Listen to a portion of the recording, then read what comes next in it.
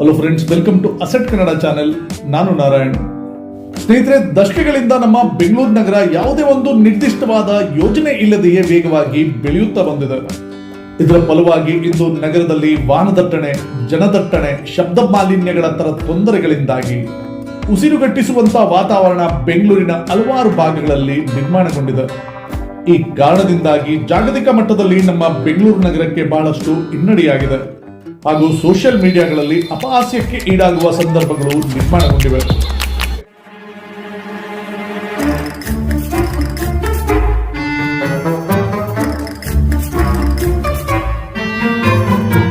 ಹಾಗಾಗಿ ನಮ್ಮ ಬೆಂಗಳೂರು ನಗರದ ಮೇಲೆ ಇರುವ ಈ ಒತ್ತಡವನ್ನು ಕಡಿಮೆ ಮಾಡಲು ನಮ್ಮ ರಾಜ್ಯ ಸರ್ಕಾರವು ಒಂದು ಹೊಸ ಯೋಜನೆಯನ್ನು ಘೋಷಣೆ ಮಾಡಿದೆ.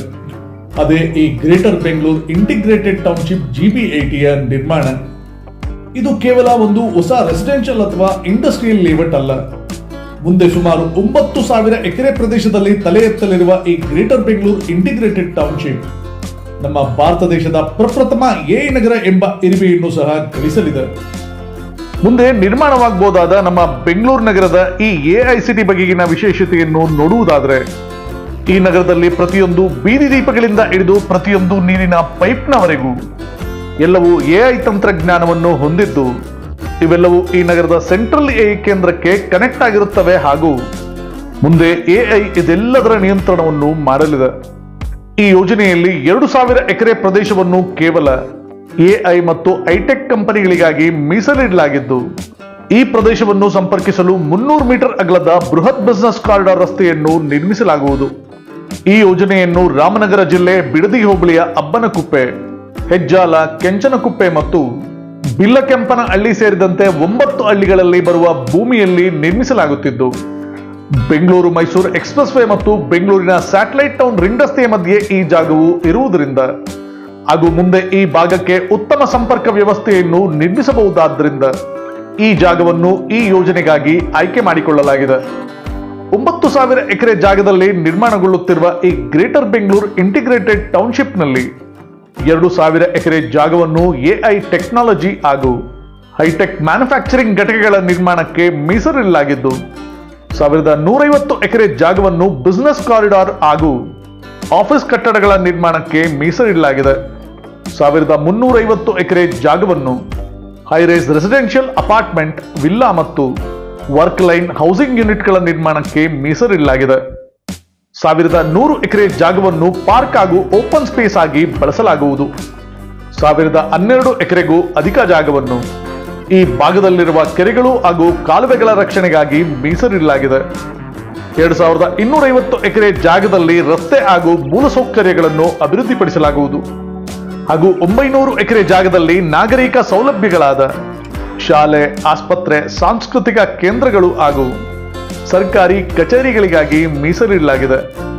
ಮುಂದೆ ಈ AICT ಝೀರೋ ಕಾರ್ಬನ್ ನಗರವಾಗಲಿದ್ದು, AI ಮೂಲಕ ಇಲ್ಲಿನ ವಿದ್ಯುತ್ ಮತ್ತು ತ್ಯಾಜ್ಯ ನಿರ್ವಹಣೆಯ ವ್ಯವಸ್ಥೆಯನ್ನು ಮಾಡಲಾಗುವುದು.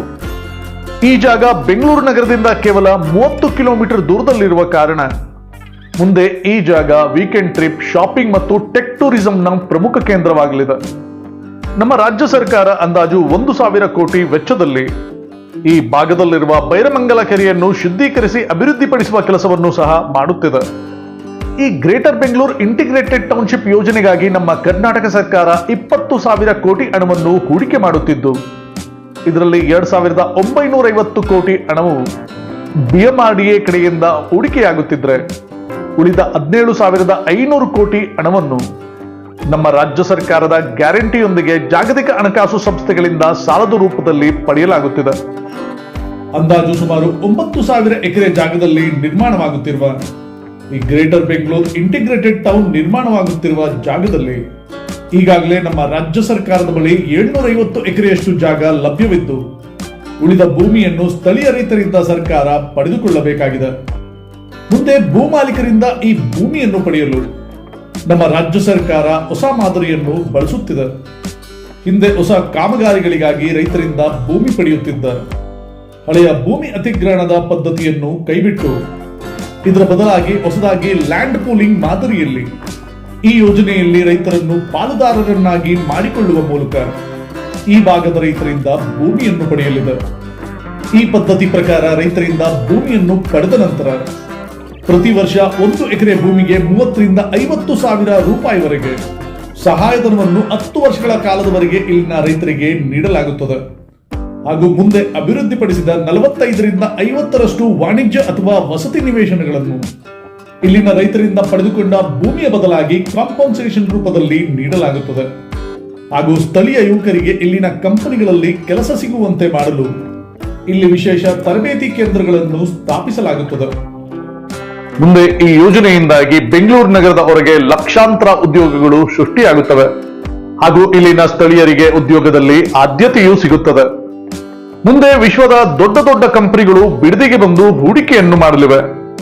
ಹೊಸ ಟೆಕ್ ಕಂಪನಿಗಳು ಮುಂದೆ ಬಿಡದಿಗೆ ಬಂದು ನೆಲೆಸಲು ಪ್ರಾರಂಭಿಸುವುದರಿಂದ ಮುಂದೆ ಬೆಂಗಳೂರಿನ ಟ್ರಾಫಿಕ್ ಸಮಸ್ಯೆಯು ಸ್ವಲ್ಪ ಮಟ್ಟಿಗೆ ಕಡಿಮೆಯಾಗುತ್ತದೆ. ಒಟ್ಟಾರೆಯಾಗಿ ಹೇಳಬೇಕೆಂದ್ರೆ ಗ್ರೇಟರ್ ಬೆಂಗಳೂರು ಇಂಟಿಗ್ರೇಟೆಡ್ ಟೌನ್ ಅಂದ್ರೆ ಕೇವಲ ಒಂದು ಟೆಕ್ ಸಿಟಿ ಅಲ್ಲ, ಇದು ನಮ್ಮ ಭಾರತ ದೇಶದ ಮೊದಲ AI ಸಿಟಿಯಾಗಿ ಅಭಿವೃದ್ಧಿಯಾಗಲಿದೆ. ಯೋಚನೆ ಮಾಡಿ ನೋಡಿ, ಒಂದು ಕಡೆ ಗಗನಚುಂಬಿ ಕಟ್ಟಡಗಳಿದ್ದರೆ ಅಷ್ಟೇ ಸಮಾನವಾದ ಜಾಗದಲ್ಲಿ ಹಸಿರುವನಗಳಿರುತ್ತವೆ. ಇದು ಬರೀ ಒಂದು ಸಿಮೆಂಟ್ ಕಾಡಿನ ರೀತಿ ನಿರ್ಮಾಣವಾಗದೆ ಈ ಜಾಗ ಪ್ರಕೃತಿ ಮತ್ತು ತಂತ್ರಜ್ಞಾನ ಒಟ್ಟಾಗಿ ಬಾಳುವ ಹೊಸ ಯುಗದ ಆರಂಭದಂತೆ ಇರುತ್ತದೆ ಎಂದು ಆಶಿಸುತ್ತಾ ನಾನು ನಾರಾಯಣ್. ಸ್ನೇಹಿತರೆ, ನಿಮ್ಗೆ ಈ ವಿಡಿಯೋ ಇಷ್ಟ ಆಗಿದ್ದಲ್ಲಿ ಲೈಕ್ ಮಾಡಿ, ಶೇರ್ ಮಾಡಿ, ಸಬ್ಸ್ಕ್ರೈಬ್ ಮಾಡ್ಕೊಳ್ಳಿ. ಮತ್ತೆ ನಿಮ್ಮ ಅನಿಸಿಕೆ ಅಭಿಪ್ರಾಯನ ಖಂಡಿತ ಕಮೆಂಟ್ ಬಾಕ್ಸ್ ಅಲ್ಲಿ ತಿಳಿಸಿ. ನಮ್ಮ ಈ ವಿಡಿಯೋನ ಇಲ್ಲಿವರೆಗೂ ನೋಡಿದ್ದಕ್ಕೆ ಥ್ಯಾಂಕ್ ಯು, ಧನ್ಯವಾದ, ನಮಸ್ಕಾರ.